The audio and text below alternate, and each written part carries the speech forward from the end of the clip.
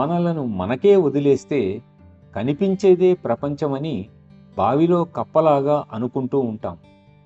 ఏది సాధ్యమో, ఏమేమి పొందగలమో, ఏ లక్ష్యాలు మన ముందున్నాయో మనకు తెలియదు.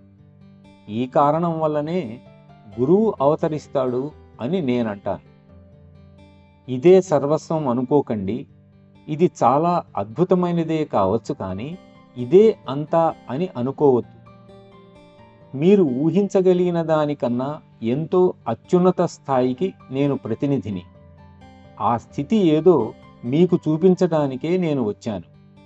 ఇప్పుడు మీరు దానిని ఆకాంక్షించి నా సహాయాన్ని తీసుకొని దానిని సాధించవచ్చు అని చెప్పటానికే మాస్టరు మన వద్దకు వస్తారు. ఇది చాలా సర్వసాధారణమైన విషయం. దీన్ని అర్థం చేసుకోవటం అంత కష్టం కాదు.